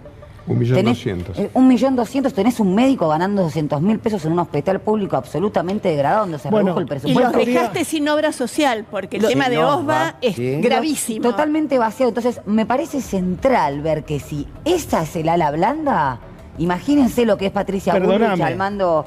Te voy a decir, te voy a completar eso. Te vale la espalda. Te voy a completar Igual en la eso. espalda. El socio de la Reta, que es Morales, tiene presa y en un ensayo de laboratorio de lo que es una represión, cooptación de la justicia. A Milagro Sala. A la Milagro Sala y todos los detalles. O sea que acá no hay mucha diferencia. Puede haber una diferencia de estilo. Lo cierto es que la derecha viene por todo, incluido por la historia. Ahí caemos en un error también, me incluyo, por supuesto. En términos generales, la comunicación en general, porque ahí volvemos nosotros a los nombres. Antes decíamos, lo decía Cristina, no es una cuestión de nombres, es una cuestión de modelo, de política. Esto es lo mismo, la política que defiende Bullrich es la misma que defiende la Reta, que defiende Vidal. El tema es que, digamos, es un mismo hombrecito con distintos sombreros. Y Martínez Esto es exactamente lo que decía Nati. Entonces, si esta es el ala dura, la Reta que es lo que vos decís, es exactamente lo mismo. ¿Cuál es el concepto? Lo dije el domingo pasado, lo repito. La Ciudad de Buenos Aires es el tubo de ensayo donde podemos ver qué es lo que hace el macrilarretismo.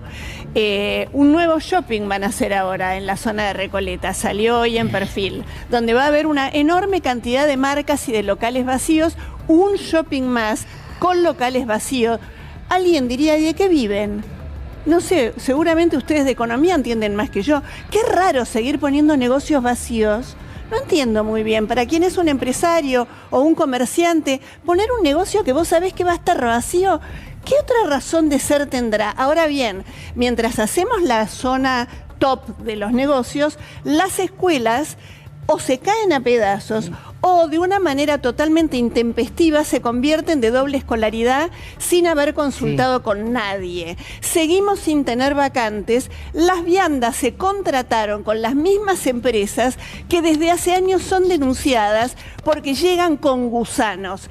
Esto es el Macri y larretismo. Yo les pido por favor a los antiperonistas que el antiperonismo no les impida ver de qué se trata esto, porque las plazas enrejadas con bancos de cemento son la clara idea de quiénes son. De lejos parece un sillón cómodo. Cuando te vas a sentar es imposible. Si hay algo que no te acerca, Fernando, a tener una guitarra, un mate y charlar con alguien en una plaza, eso son las plazas de la Ciudad de Buenos Aires. Y no me quiero olvidar del castigo de Soledad Acuña, a la que se la menciona tanto en la fórmula, para todos los pibes y pibas que tomaron escuelas. Soledad, eso es fascismo y, como muy bien decía Ubeira, muy cerquita del nazismo. No hace falta tener cámaras de concentración, campos de concentración. Mussolini planteaba en la Plaza del Popolo, ahí en Roma, Dolce Canoni. Y los italianos gritaban Canoni, Duce, Canoni. O sea, acá el economista no me va a dejar mentir, la economía no es ni más ni menos que la administración de recursos escasos. Con lo cual siempre existe lo que se llama la opción. Y eso lo decide la política. Entonces, claramente, el ejercicio de la política en la capital federal es que determinado tipo de cuestiones prebendarias y que le sirven a pocos tienen un enorme apoyo, y naturalmente si el médico de guardia se para de manos y van a tener que bajar los jefes, prepárate porque los cadáveres se van a amontonar. Hablemos de economía.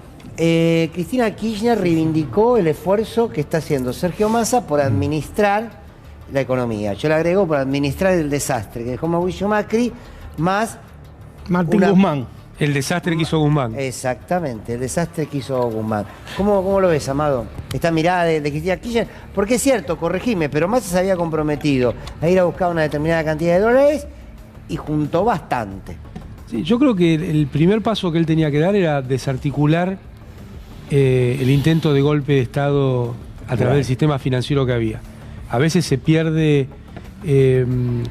referencia con lo grave que fue esa situación, lo violenta que fue esa situación.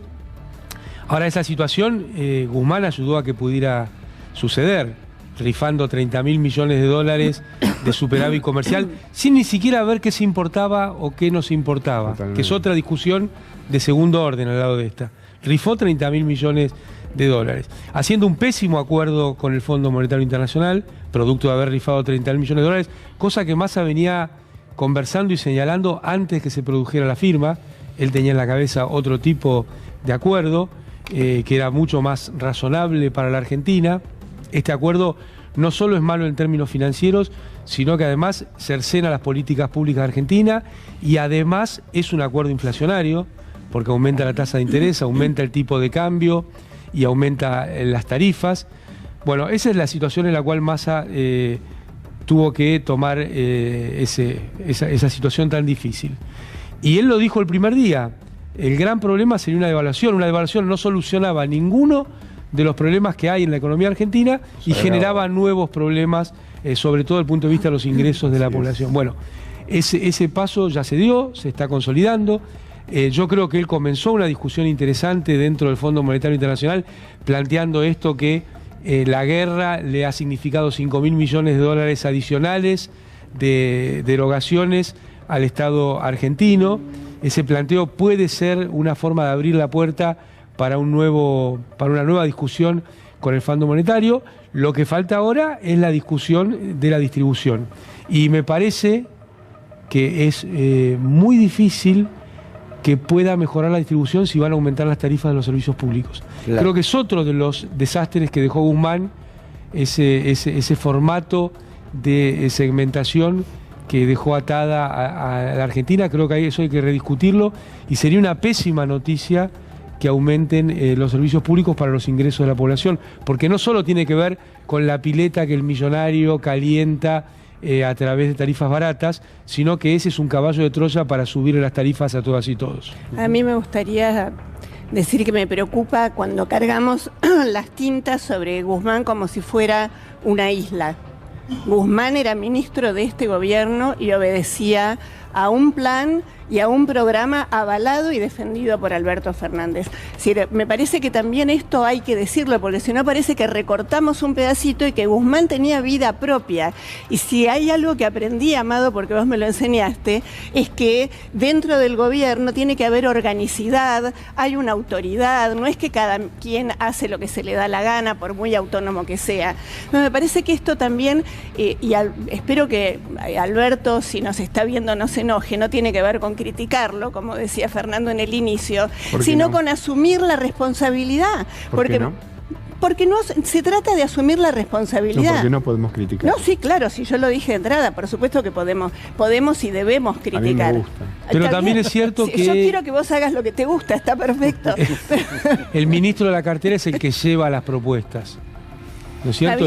Y lleva su visión. Y bueno, sobre eso se toman. Pero me parece que esto también tiene que ver con... Yo diría, el error más grave fue suponer que había un fondo distinto, porque ese es un error profundo de conocimiento de historia y de geopolítica.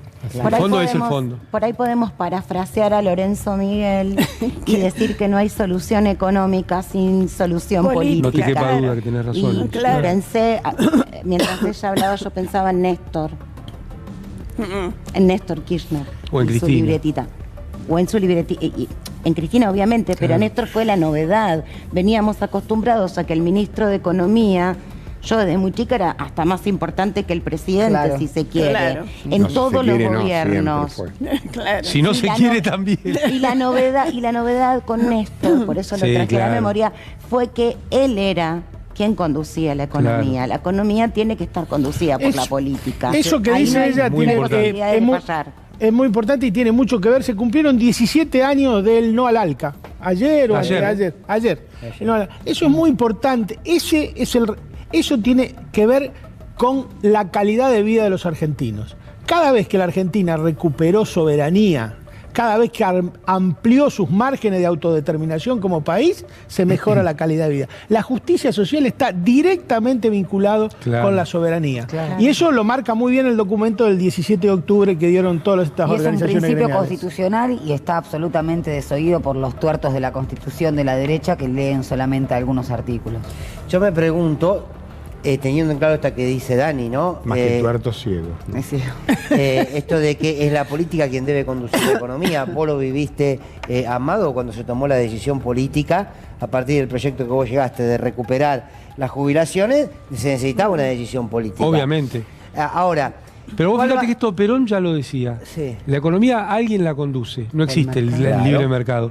O la conduce el pueblo a través de su gobierno, o la conducen los monopolios a través de las decisiones económicas. Nosotros y lo otro, la falta de decisión política en Vicentín. Digo que hoy tendríamos quizá otro nivel de tensión en el tema precios, al menos. Río Paraná, que tiene 3.000 banderitas por las costas, los puertos se la llevan todo. Pensar que la guerra fue por dos banderas, ¿no? Claro. Eran la inglesa y la francesa. Y es el Día de la Soberanía Argentina. Y hoy a esas agregarle la belga, la norteamericana, la china, la suiza. Entonces digo, faltó decisión política con Vicentín, faltó decisión política con el Río Paraná. Pero lo de Vicentín lo podías haber resuelto si tenías decisión política. Por eso digo, ahora, perdóname, tenés IPF Agro. ¿Quién va a conducir el proceso político en el 2023-2024? Que cuando haya que tomar las decisiones de quién se queda con lo que exportemos del gasoducto Néstor Kirchner. Cristina, también, Cristina, la única garantía de que ese gasoducto y lo que genera ese gasoducto llegue al pueblo es Cristina. Yo creo Firmo que ahí. Firmo con conocimiento de causa. Bueno, claro. El momento de toma de decisiones es el liderazgo el que enfrenta o no. Totalmente. Y tenés la situación del litio, tenés la situación del petróleo, tenés la situación del gas y tenés la situación de las exportaciones de bienes primarios agropecuarios también.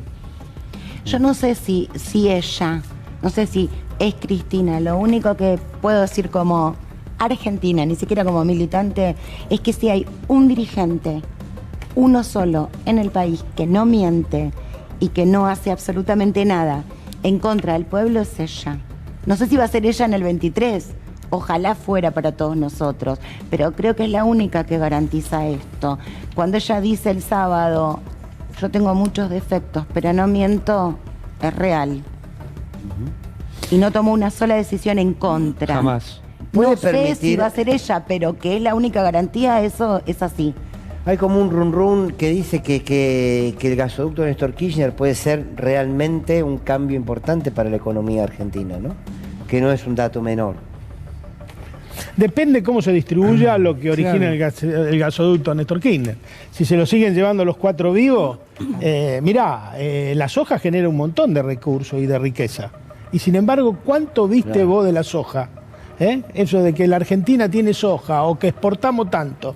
¿Quién exporta? Ubeira, Natalia. No. Exportan 8 multinacionales que se terminan quedando con toda la plata. Parece que de la época de Atahualpa hasta el día de la fecha... las vaquitas. Las vaquitas, claro. Las vaquitas siguen siendo ajenas. Sí, de eso se trata. Vamos a ver, lo van a recordar muy bien, porque hoy en día, precisamente a partir de este reconocimiento que Cristina Kirchner hace al trabajo de Sergio Massa, claro, comienza por la deuda que tomó Mauricio Macri. Y tiene que ver con que ahora, luego de todo esto, uno lo escucha a Mauricio Macri y reivindica lo mismo. Parece que vuelve el discurso privatista otra vez. Pero después, cuando se desnuda que esto fue una maniobra para llevarse la plata afuera, el endeudamiento, y te aparece Melconian para decirte que fue así. Decíamos la verdad, ¿no? Bueno, y después La Nación Más, que no sabe cómo hacer más malabares para defenderlos. A ver. El presidente Macri logró un acceso excepcional, como lo llama el IMF, de la mano del presidente norteamericano Trump. Donald Trump, sí. Que se portó muy bien con nosotros. Él fue el que apoyó el proyecto del fondo. Pero una vez que el presidente norteamericano en rapidez, monto, consiguió eso, el staff del fondo, de la mano de David Lipton, que era el número 2 de Lagarde, le hizo un programa. La ayuda más grande de la historia que ha dado el Fondo Monetario Internacional. Nunca el fondo en tan poco tiempo puso tanto dinero. Cuando uno ve la torta del fondo de préstamos, la Argentina tiene hoy la mayor parte de la cartera. Eso ha sido algo inédito, producto de un apoyo político. Yo la verdad que tuve mejor relación con Macri después de mi año como presidente del Banco Nación adentro, y lo tuve mejor afuera que de adentro. Y él me consultaba bastante, yo me veía con él.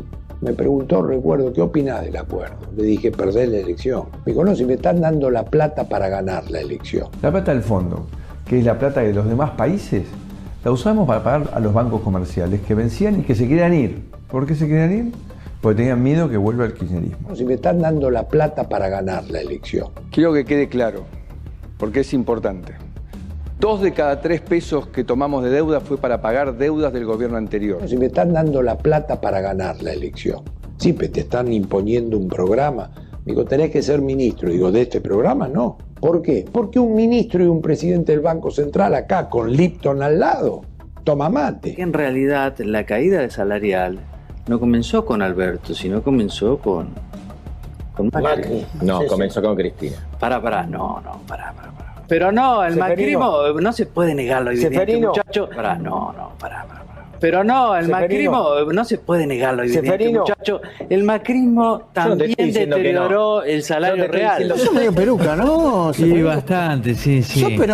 Acá me siento peronista, mirá. ¿Cómo serán ustedes de gorila que yo me siento peronista? No, yo le digo lo que pasa con Ceferino. Te digo lo que pasa con Ceferino. Él cree que es tan intratable. ¿Viste? Él se quedó con intratable. Más funcional al macrismo lo que vos decís. No, para macrista estás vos. Para. Yo macrista más que vos no. Pero espera. Yo creo que vos sos el más macrista. Yo puedo ser el segundo. Déjame terminar. Vos sos el primero. Me quedé sin presentar lo que traía Silvina Martínez y Luis Gasulla. Le pedí disculpas a los chicos, por favor. ¿Por? Y porque nos ¿Pero qué es esto? ¿Es el confesionario? Si quieren no vengo más, muchachos. Muy bien. No hay problema. Perdón, terminamos acá al contrato de... Perfecto.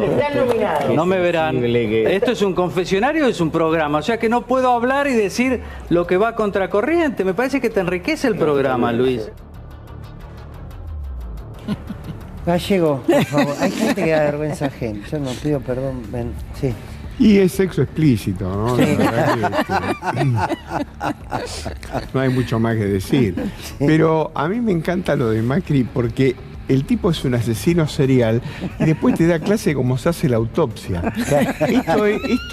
Esto me parece que es algo enriquecedor, porque es el colmo del caradura. O sea, te explica, fíjate cómo te endeudé, pero no es que te endeudé y te acabé con la soberanía nacional, sino que aparte me tenés que dar las gracias, porque realmente te destruí como país.